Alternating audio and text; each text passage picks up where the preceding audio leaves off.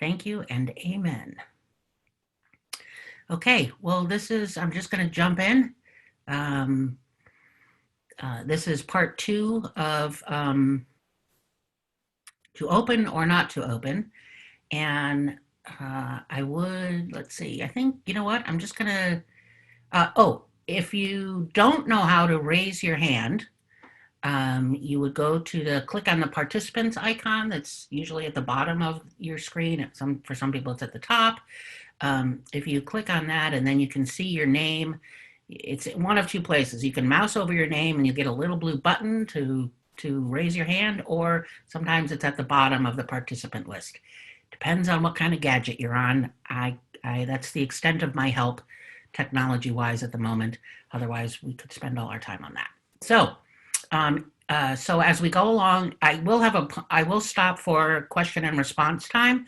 And if you have a question along the way, just please raise your hand and I'll get notified. And if you don't know where the raise hand button is, just, wave your hand. Just either wave your hand furiously. I may not see all the videos of everybody, or open your mic and just interrupt me. Because I move, in case you haven't attended a webinar, I move pretty fast. I try to keep them to an hour. It is very much has an element of drive-by because there is so much, what I do in these 1 hour webinars are really designed for like full day workshop kind of thing. So I try to provide an overview and invite you into, if you need something more, just get with me and I'll help you out. So I'll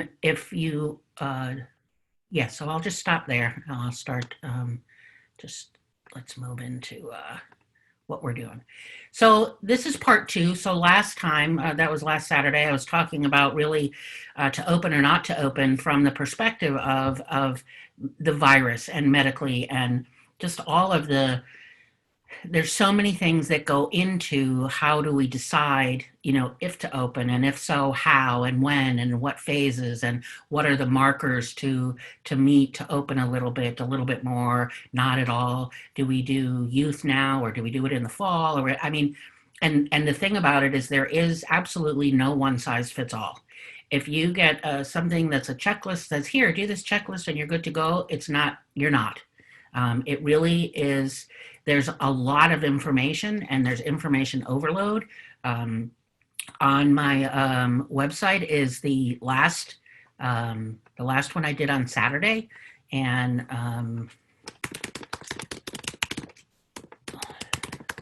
if you want to see that one, I just put the link in the chat box, and that goes into some of what's needed to discern when and how you open from a practical, pragmatic, facilities, illness kind of perspective. There's also attached to that video of the webinar several links of documents that, again, it's a lot of information. Don't do it alone. Do it with your board, or hopefully, or if you don't, you may want to consider having a crisis advisory team, because it's not the minister's job to do everything. So that was the last one. That being said, I'm going to jump into today, which is where I left off last time, which is I brought up, I have this really nasty habit of dropping a little seed or a little bomb into a conversation and then I don't unpack it, make you come back for more kind of thing. But what I started the conversation and where I kind of left off the last one was really what we've moved into is what's called the term that is being used around is called scattered church or disrupted church. What we believe it in, as unorganized as church or a denomination may seem, we really have been in for centuries. The technical term is the tabernacle model of church, and it's been very centralized. Even though in unity, we really, each if you wanted to put stack unity up against other denominations, there is a sense of not very centralized.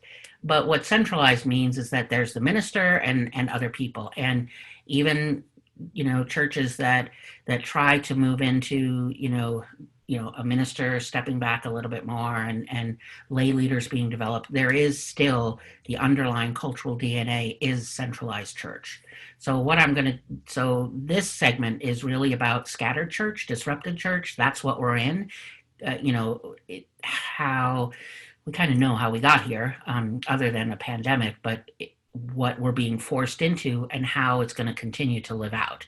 So I'm going to talk about what to pay attention to, what we need to notice, and you just need to, I know, something else to keep track of, but things to really notice about the paradigm, about what's going on from a system perspective. So I'm moving off the specifics around a virus and what the CDC says and a checklist and that kind of stuff, and moving more into paying attention to what's happening within the system, within the paradigm, within the community, and what's coming, what we need to be paying attention to. Start noticing, if you haven't already several weeks ago, start noticing now. And I've said it before, and I keep saying it, is what we're working towards, what you want to be working toward is being in your preferred future now.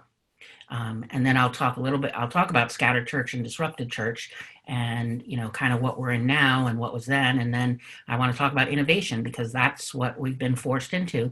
And then just a little to-do list, because I know you don't have enough of those. But it's a to-do list from the perspective as you're moving into really navigating, because that's what you have now is scattered church. And we'll talk about staying there or not staying there.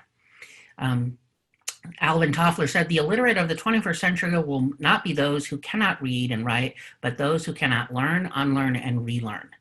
So our capacity to not just survive, but to thrive and to be sustainable is we have to be able to unlearn and relearn.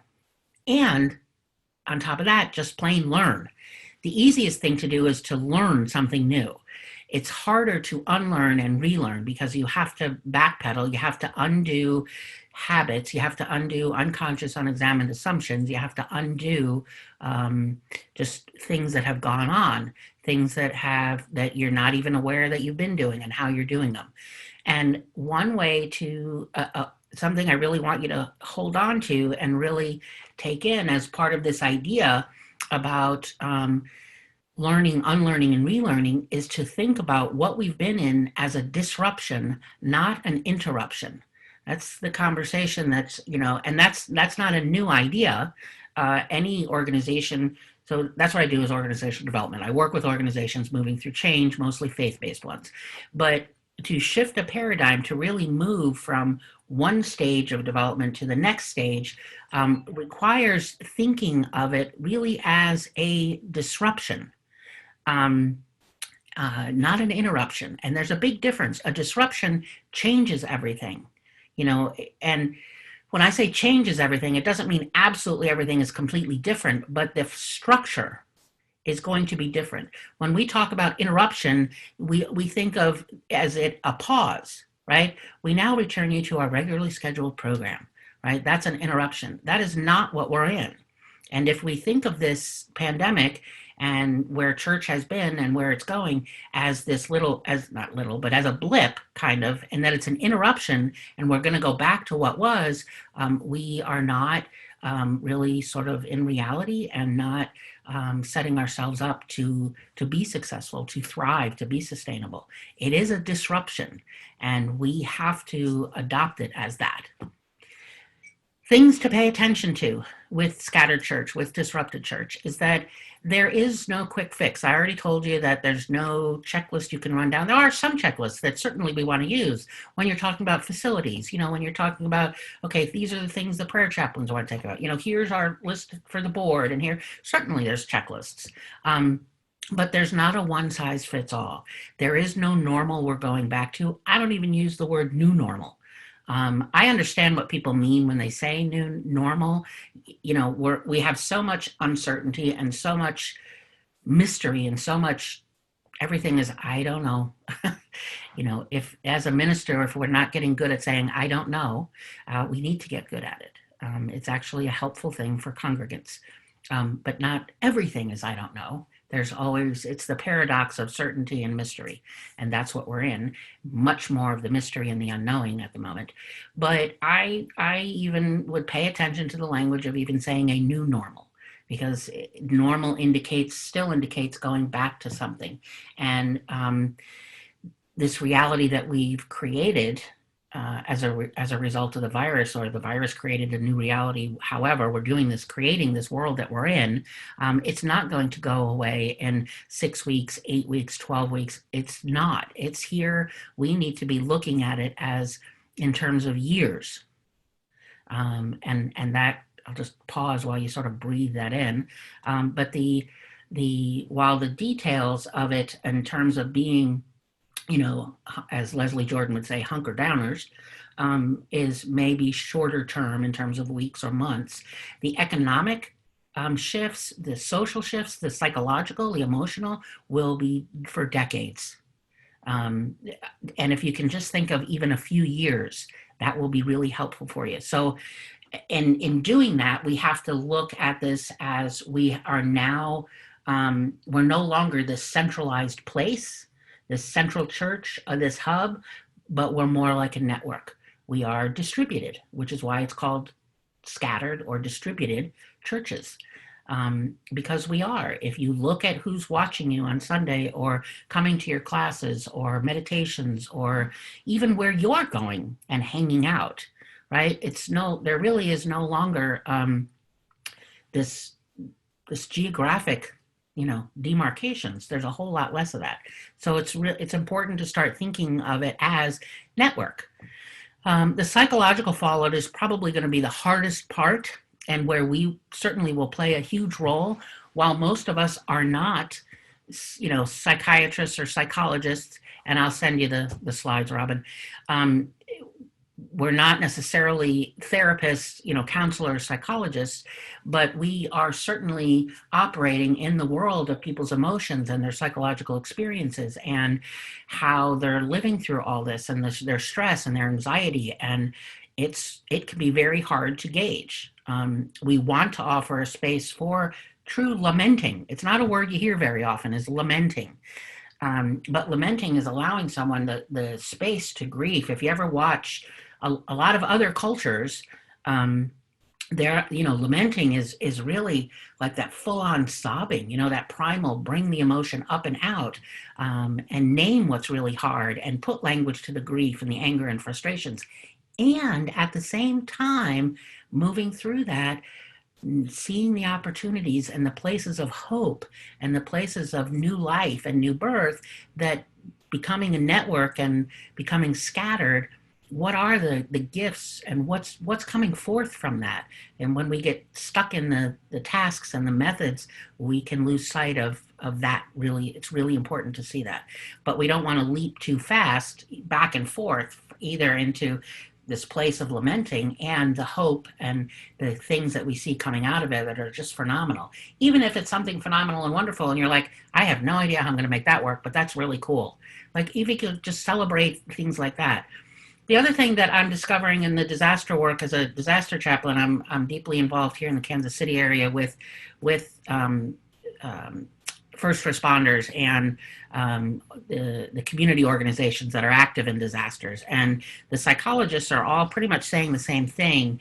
And I've said it a couple times, that to start looking at this in terms of the psychological fallout and what we will be seeing coming into classes, into meditation, into Sunday service, on the phone, in Zoom rooms, and eventually in person, it's not really PTSD. It certainly has that. It's really more like war veterans returning home. That's how big a shift it is. And a war veteran returning home likely is suffering from PTSD, but we just need to expand our understanding of this paradigm of what we're really walking into. So some things to pay attention to, questions to ask yourself, because you probably don't have enough questions, is first and foremost, that really, really needs to happen, that I'm like, I don't even know what like a pit bull is about rethinking your mission. I'm not talking about a mission statement. I'm talking about a mission. Is your congregation, your church, your spiritual community laser focused on why you're here? It's not vision, mission, core values. I am not talking about that at all. I'm talking about your mission, your why, your purpose, your cause. Why are we sucking air? Why do we get up every day? Why are we? It's the big why. Never mind the vision statement, mission statement, core value. None of that. It's about, are we laser focused on that? Because that drives everything that we do. And so, and if you don't know how to get laser focused on your mission, ask me offline. I am more than happy to support you in doing that, because this is the time, because we're in this disruption, whatever we thought was, our North Star, the rudder, the wind's blowing in our sails, is not anymore. Might be pieces, parts. We have to, what is church now? Are we going to keep meeting online or not? I sent out the little survey link in a previous email, and some people have taken it. And, I've invited people to send that link out to their congregations, to invite them. It's a way to take the pulse of how they're doing and how they're feeling and what's going on. And what I was surprised to find, and once I get a lot more responses, I'll give you the data from it. But what I was surprised to find was the number of people, about 30% right now, of those that have responded said that once the doors are open and church gets going live again, they would not want to keep attending an online service, which is a pretty high number, which tells me that I need to look at who my audience is. And I need to start asking about, it doesn't mean don't meet online. That's not what it means. It's just, if you're thinking about either or, it's not. Going forward has to be a both and. When the board sits and looks at its financial plan and its budgets for the next year or 2 years or 3 years, do you have a plan A, B, C, and D? Because we don't know what's going to happen with the virus. We don't know if there's, it's part of that being disaster prepared. Do you have an organization chart that has roles and responsibilities for staff and volunteers, but also in areas that they may not be trained for? If we're going to open the doors and have volunteers and greeters, are they willing to stand there with a mask on, and greet when you can't see someone smiling? And so maybe they wind up in a different position. And then just a couple more things. It's what's going on that is, for many people is, when we first started this 8 weeks ago or so, it was that I have no idea how to do what I need to do. And so we got into, well, okay, I'll do this, then I'll do this. And for the most part, if you've never led through a disaster, you're figuring it out as you go along. Well, we're now at a place that question is emerging again. I'm not sure I know how to do what I need to do. And here I am again, which I'm not trying to be a Debbie Downer. It's just to notice that question is up, and it's okay. It's okay that I may not know. And that's part of this scattered church, is also for spiritual leaders, is our support has now scattered. And having to look at where we get support and from whom and how. Have you asked yourself if you're willing to relinquish centralized church? How attached are you to things being a certain way? Are you willing to keep risking? Which is the big question, and what we have to do if we're going to survive, thrive, and be sustainable, and really keep moving forward and grow. Yeah. Kelly, will you expand a little bit on relinquishing the centralized church? Sure. So when I was at the beginning, I was explaining centralized church as there's this building, and there's inside the building, there's a minister, a pastor, there's the board, there's a congregation, and even churches that have strong lay leadership, there is still the unexamined, unconscious cultural DNA is that there's a minister at the center of it. And church is this place, it's centralized. It's a centralized hub, right? There's this hub, and on Sundays we come here. For classes, we come here. And it's not 100% of everybody, but for the most part, there's this central hub. So it's called centralized church. But what's happened with going online is it's centralized church is it was already becoming no more. It already had for, a few decades been dying out, dying and dead, but slowly, really moving away, and now we've been forced. Outside things, outside circumstances have pushed on us. We have to innovate, and so and it becomes decentralized and Gotcha. or what's called scattered or disrupted. Okay, Does gotcha. that Thank answer you. your question? Yes, it does. Thank you. Okay. So there's 7 deadly words for a church. You want to take a guess what those are? Put them in the chat box, maybe. Change. 7 words. You want me to just tell you? We've always done it this way. Yep. 7 deadly words for any church. We've never done it that way before. Yeah. So, and I know most of us have heard this. We've always done it this way. And the other flip side is we've never done it that way before. Most of us have heard that before. And I'm going to venture a guess most of us have probably said it before. But I won't assume everybody. I'll let you take ownership for yourself, and I won't point fingers. But I know that most of us have likely said this or something to this effect. What makes it really deadly for your church is that it's a stopper. You're in the middle of innovation, massive innovation for 6-8 weeks that normally would come over years. And so you're having to just be in that. And you have to remember that it's in these places where things are uncertain and where we don't know that where we actually are at our best, because we're creative and we, move on principle and, moving on faith and moving on hope. And we're actually really good. If we pause for a minute and own it, we are really, really good where things are uncertain and unstable. Now, when I say we're really good, I don't necessarily mean that we do it gracefully. And I don't necessarily mean that I can look back and go, and I won't say, wow, I probably could have done that differently or said that differently. But what I mean is affirming that we are good when things are like that because of our principle, because of what we teach, because of what we believe. There is one presence and one power, and we're it. And we are here to demonstrate that, which means we are imaginative and we are faithful and we are powerful and we have, strength and we have each other. So the thing where there is a mission, there's always a mess. And the reason that we say that is that when you're laser focused on a mission and that, say, so for one church I've worked with, their mission was building bridges so everyone knows that they belong.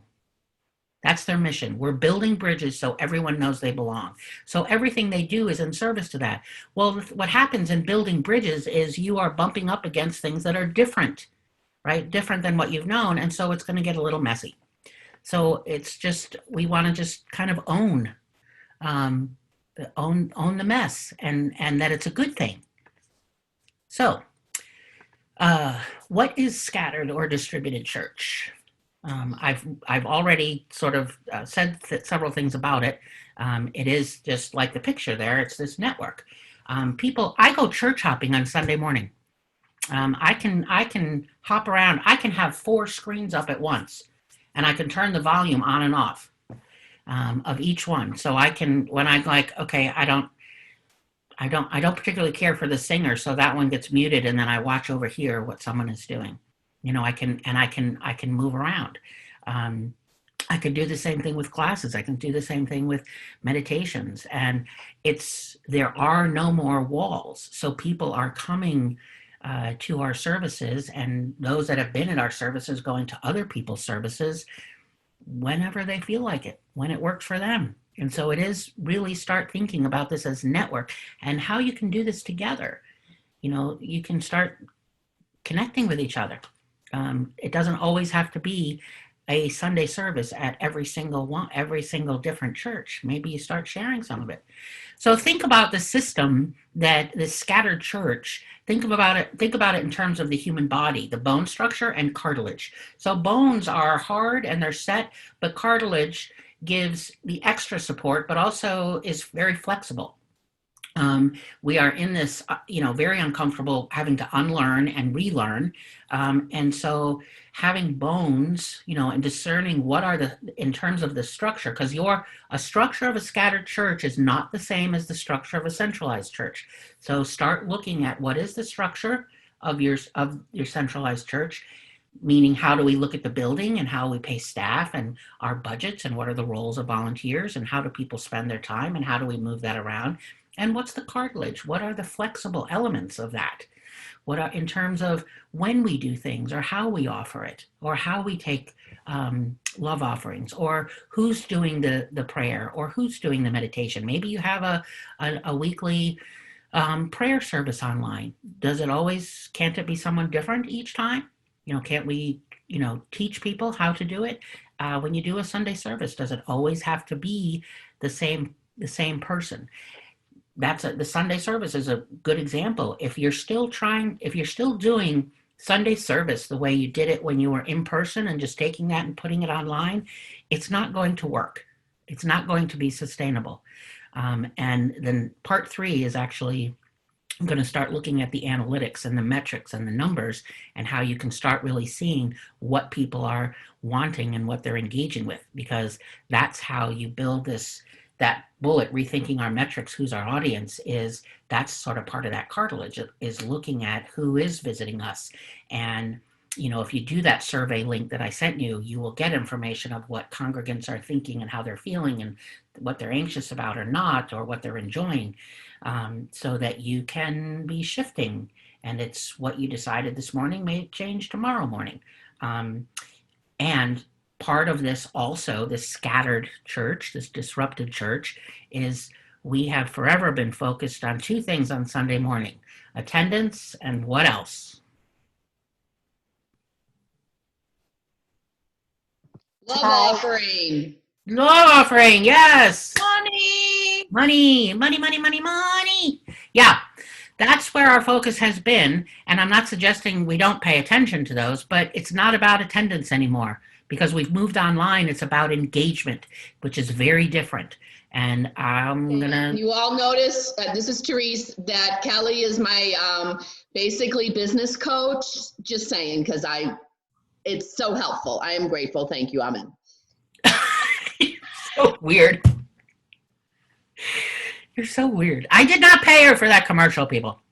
No, she did not. It's so amazing because you get the right language, and then I'm working with my board, most of whom now, thank you, Jesus, are business people, so they know some of the language, because we've got to get out of just church language into this systems language that we know. If we had anything with spiral dynamics, we understand a little bit about it.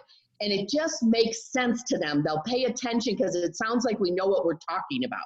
So thank you for the vocabulary.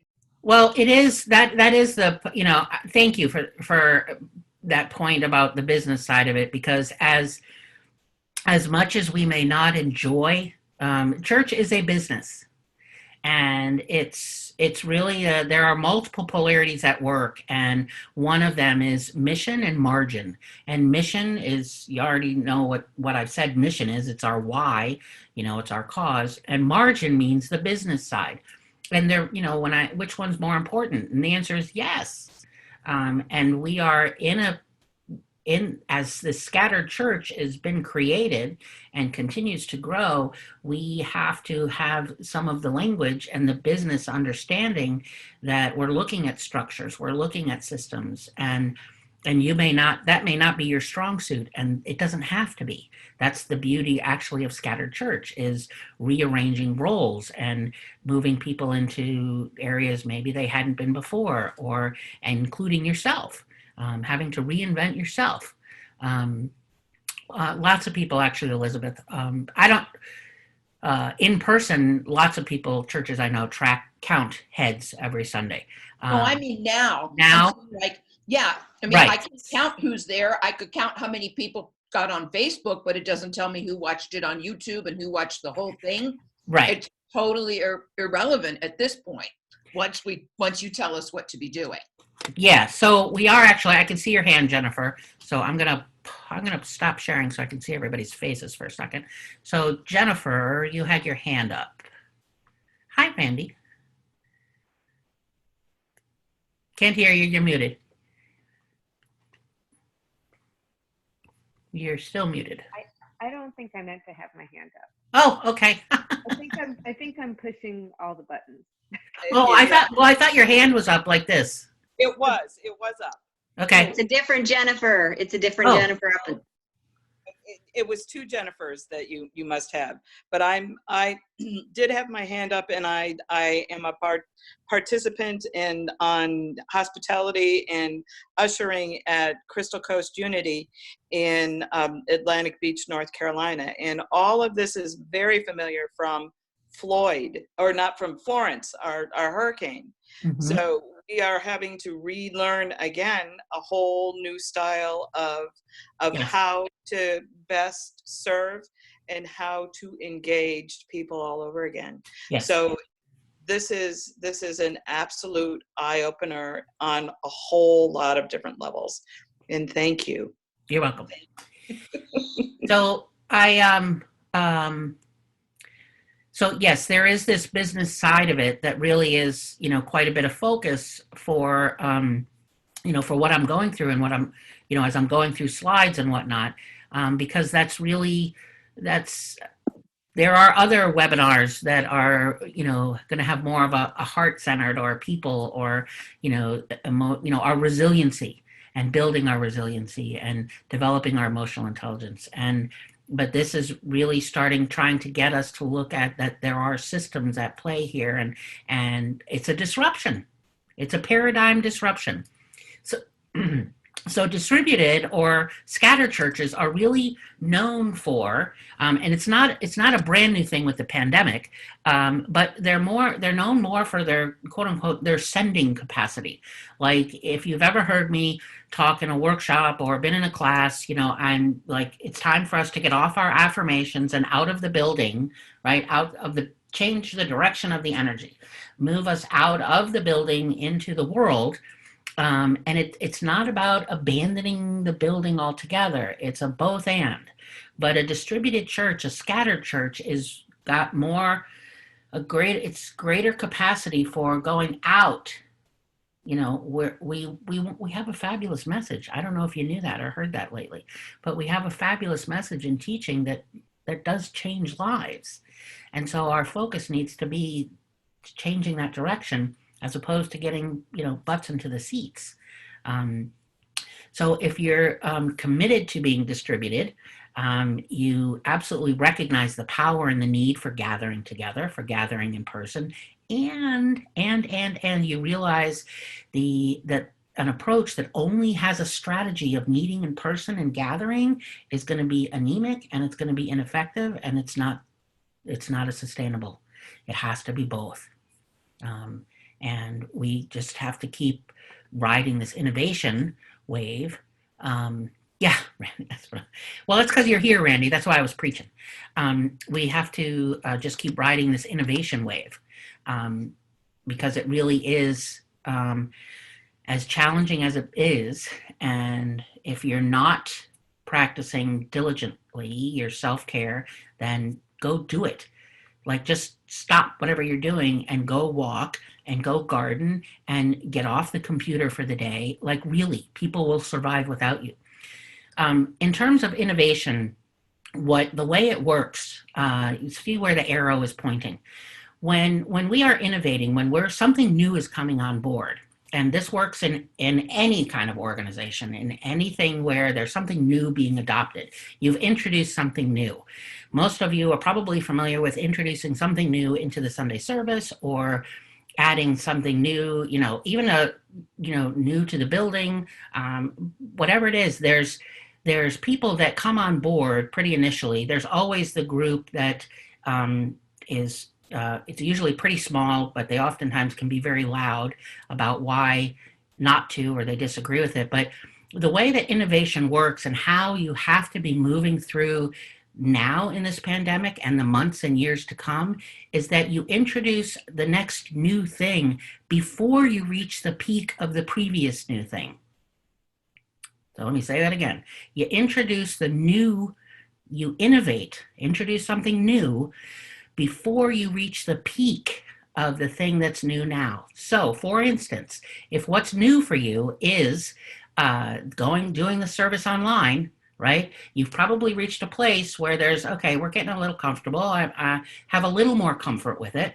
May not be totally, but gotten a little more comfort with it, and a little bit of, we're kind of rolling, right? And it's working with the music or this, however you're doing it. If you're feeling comfortable with it, it's time to change. And I know there's some people like, no, put a hot poker in my eye, swirl it around, that would be better.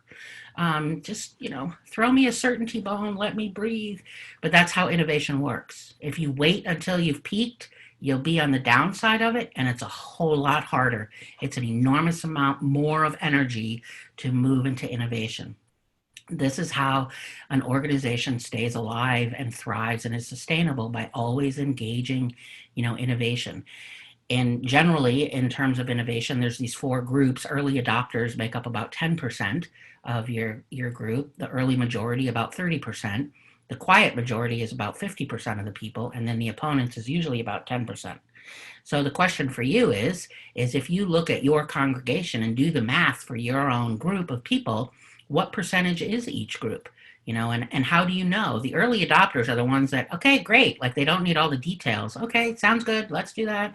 And it's a small group. And then you have that early majority that are like, they wait for a minute and they're like, okay, yeah. And there's the quiet majority, you won't hear much from them, but they come on board after they've seen, like they come on board when you've passed the point when you need to introduce something new. And then the opponents are always going to be at the end. And they're usually a small group, but they're oftentimes really the loudest. So questions to consider. This is how, because you want to pay attention to these groups of people in your community, is you have to ask yourself, as you innovate, you are going to lose people. You just have to know that. And so would I rather lose the early adopters, or would I rather lose the opponents? Right? So I come back to, well, we've never done it that way. That's the people that are like, no, you can't make me change. Question to ask yourself, do you enjoy change? Why or why not? And how does your response to that impact your ability and your capacity to innovate? There will come a time when it's not so fast, but you have to keep innovating. And here's what's probably the most important thing to know about innovation. You may not be the right and perfect leader for what's going on. So are you developing other leaders that have the energy, that have the stamina, that have the time, that have the brain for innovation? It doesn't mean you go away. It means, but now you become more that network kind of thing. Because not every minister I know is an innovator, which is fine. You don't have to be, but it's recognizing who we are. And do you focus on who you want to reach or who you want to keep? And where's more of your energy and why? So it doesn't mean answer these right now, because I'm going to send these out to you when we're done. If you would do me a favor and put your email in the chat box, if you could do that right now, so that I can send these out to who is here. And they'll also be, I'll also post them when I post the video, but I would like to send them quickly. Thanks. Okay, Elizabeth, you asked a question here. What did you say? Not only how many, but where are the power people? Yeah, but even the power people could very often be the opponent people. And are you willing to let them go? Because you're choosing life, you're choosing innovation. So here's ways that we actually stall or even kill innovation. We mistake mission for method. I've heard me say that before if you've come. We get so focused on the tasks and the method of making something that we're not even focused on mission. Revisit your mission now. And in case you didn't hear me say that earlier, revisit your mission now.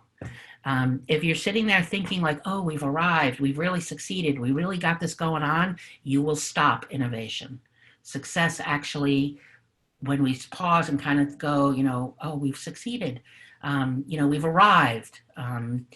Yes, we want to celebrate our successes. We want to celebrate, oh my gosh, we got XYZ done, and we managed to, yes, we got the bills paid, and oh, we brought in more money than the last 3 months, or, yes, we got that class online and it was great. Absolutely, we want to celebrate, but we don't want to interpret that as though we're done and, and that we've really arrived. We definitely want to celebrate. If you're burnt out, and most ministers I'm talking to are burnt out, and it's likely you're letting your burnout make decisions for you. And if you're doing that, please stop. Please stop and go take care of yourself, because that's a way to kill innovation. That's a way to stop that forward movement of growth, to stop that forward movement of new life. And one of the last ways to stop or to kill innovation is to stop reinventing yourself. So I'm talking about this disruption. It's not an interruption, it's a disruption. We have to disrupt ourselves. We have to be willing to look at, what am I thinking? What am I doing? How am I being? Am I the best person for this role? Maybe I need to bring so-and-so along and really start developing them. And we do this, doesn't mean I go away, but we have to be willing to put everything on the table and negotiate everything. All the innovations that have come about that we've been in is because changes outside of us forced us to do them. And so now we're beginning to move into, there's a little bit less of the, I'm being forced to do this, and now a little bit more of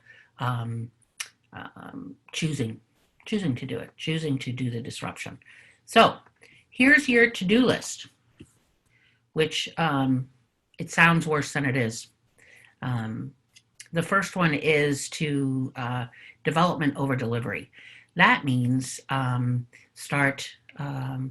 it's sort of that it's good enough for right now, and we don't have to quite be so polished.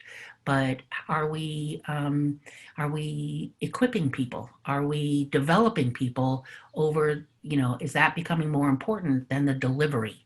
We want to resource our people. If you're doing a daily devotional of some kind, are you using different people? Are you expanding people? Are you, training them and equipping them and supporting, so you're not the one doing it, or it's not always just a prayer chaplain? So it's really, offering, maybe your role is just maybe stepping back a little bit from not the camera, but really offering training and some more guidelines on how to lead, elements of worship, how to lead elements of church or classes, like other people, getting other people up and running on it. The next one, reframe your mission. Okay, because I don't think I've really made that one clear ever before.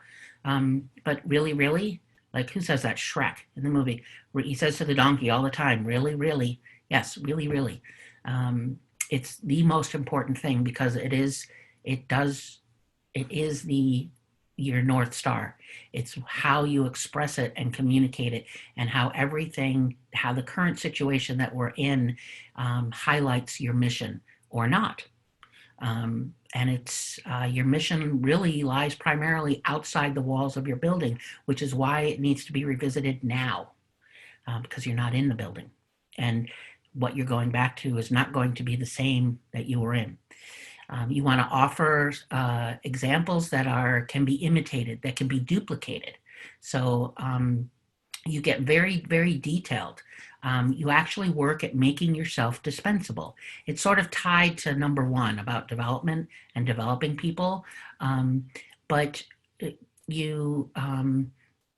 when we're in person and we're in a church, and we talk about how we're going to do something, or how we're offering something, and there becomes a rhythm to church life, when we're in person and in the building, and they become very unconscious, and we're just sort of in the rhythm of it, right? So when you're online, though, you don't have that. So adding more detail to it, like the words that you use, if you talk about your prayer practice, if you talk about your meditation practice, give more details about it. It's a way to move into engagement, which is going to be part 3. But engagement, because it's not about attendance anymore, it's about engaging people. So if I give more specificity in what I'm doing, so if I'm the minister and I'm talking about my daily devotional, what I read, I'm going to, whatever it is, I want to be specific about it. This is what I do at 7 o'clock, and here's the book I read from, and here's my experience when I read from this. Because we're connecting at a distance, I have to tell them what they can't see and feel and, unconsciously have known by walking into the building. The next one is recognize the season. And what that means is recognize the season that you're in.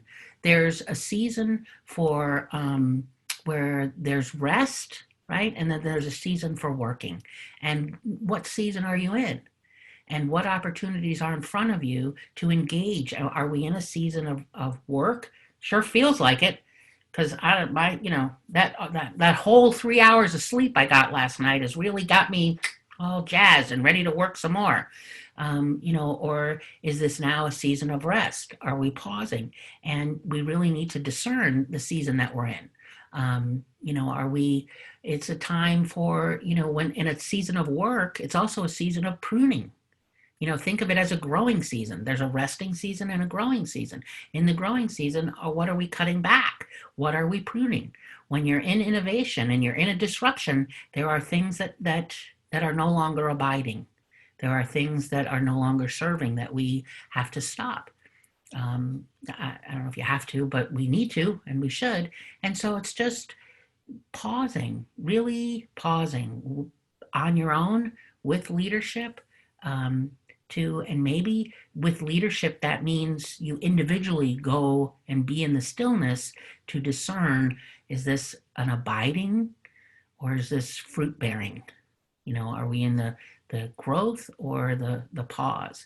And then you come back and you kind of have a conversation about it, but know what season you're in, because you will move in and out of them. And if you can know what season you're in, it will help, it will support you instead of rolling a boulder uphill. You want to train, equip, and empower. And another way of saying that is innovate, experiment, learn. Innovate, experiment, learn. That's how you move through innovation.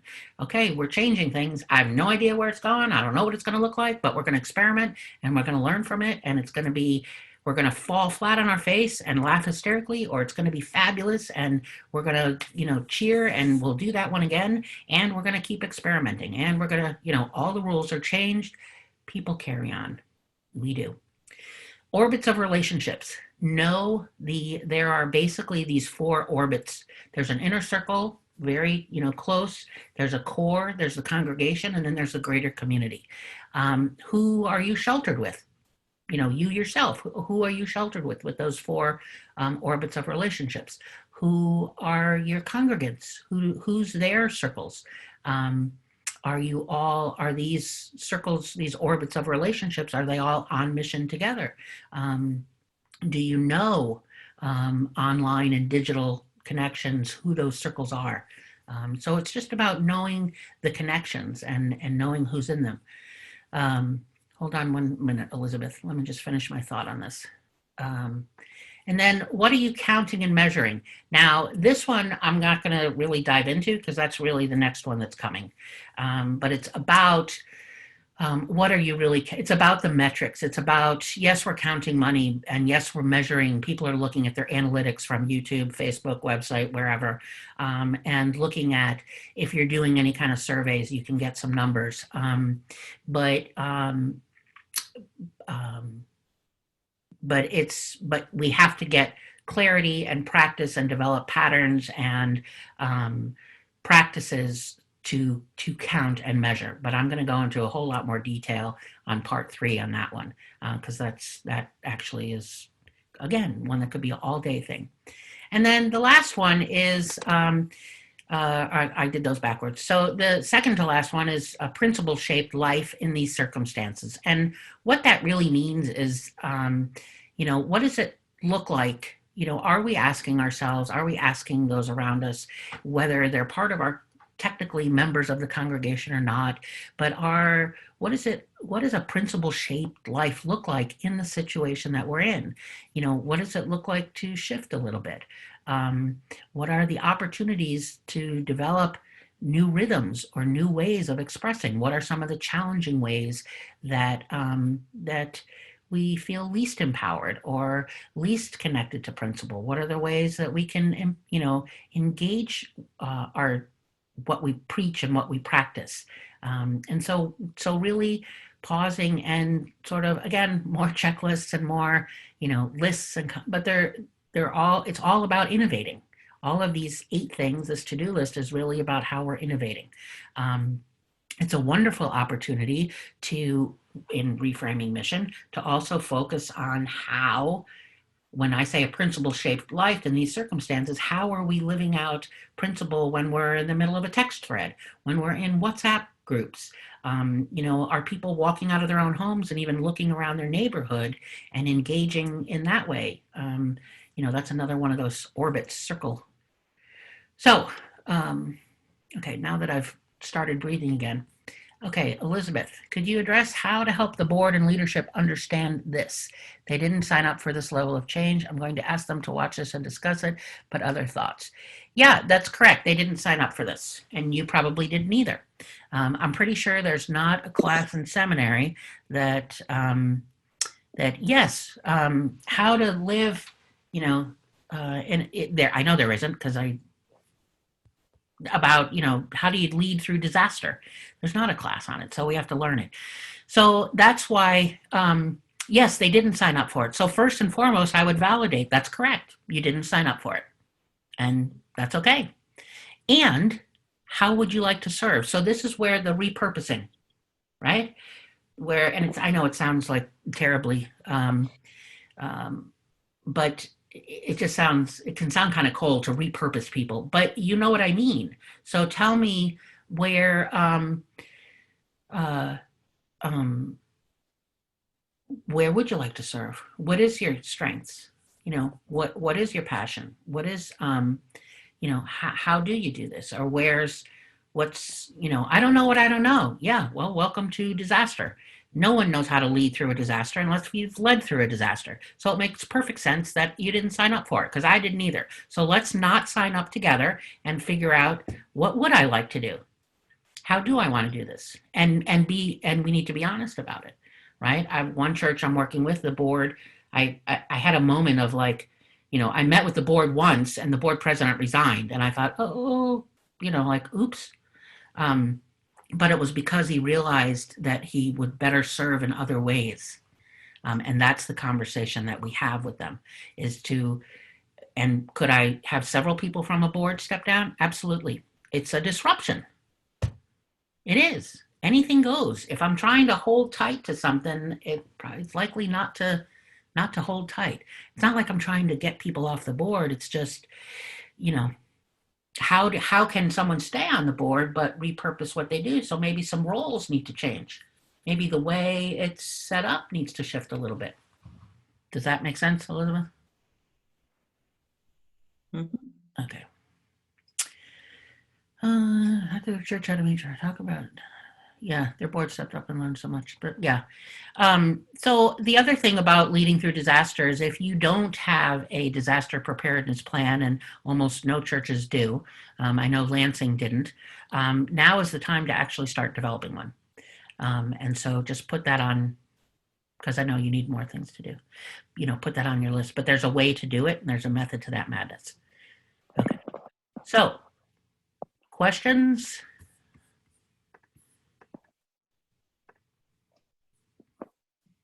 Is everyone reached threshold and like glazed over?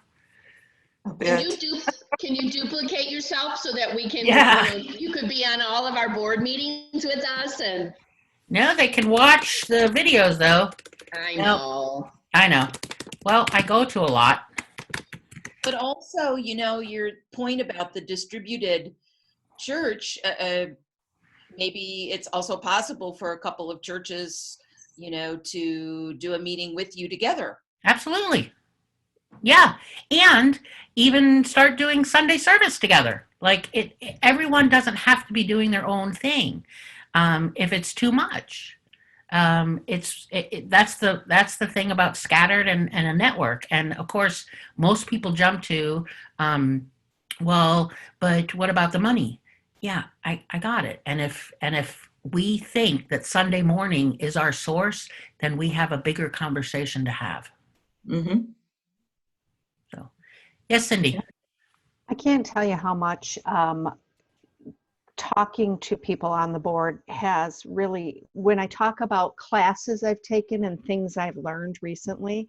So when I say I was recently in this class that Kelly Isola led about this and that, and she said this and that, I mean, how much authority that gives to you as my instructor, and also to me, that it lets people know that I'm out there learning how to lead in these very uncertain times. Inviting them to watch something like this is a fabulous idea. But even just saying, Kelly, when in my internship working with that board post fire, Yeah. I quoted you multiple times from the classes I had with you. You know, yeah, church is not church like we knew it, you know, and the things that you were saying, I mean, so many times. And when they hear that you are investing yourself in learning and growing, it takes on a whole different level of authority, I think. Well, I just want y'all to be successful. I want you to thrive. I want sustainability.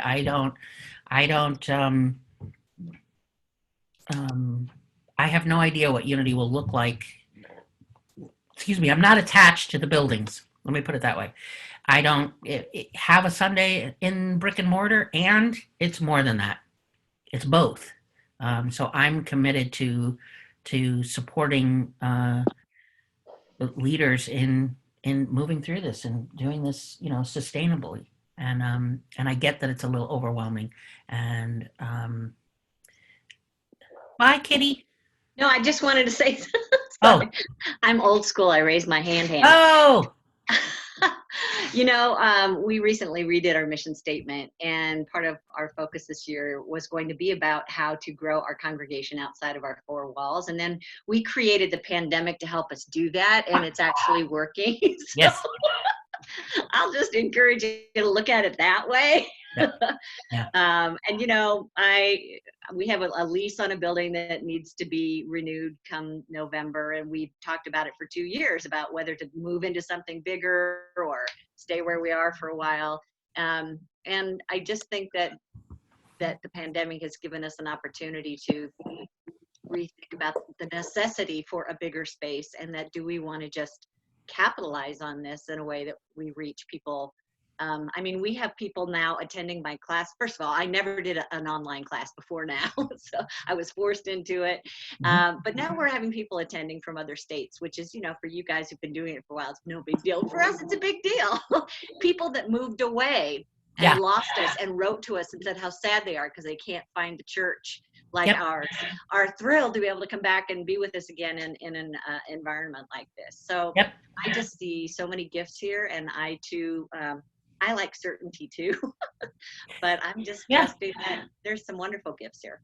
It's both. It's the polarity of certainty and mystery, and neither one is. They're interdependent opposites. We need to engage them both. There's for the wholeness, for our wholeness, for the wholeness of the individual, the organization, the system, whatever. You need them both. Say that again, certainty and mystery. You know the polarity stuff, Cindy. Mm-hmm. Okay. Any other questions? I mean, I'm sure there's probably lots, but and I know it was a drive-by, but I'm also here. You if you don't have my, you have my web address or email address. Just connect with me. I put in here if you'd like to donate. I don't work for anybody. I don't work for UWM. It's just me.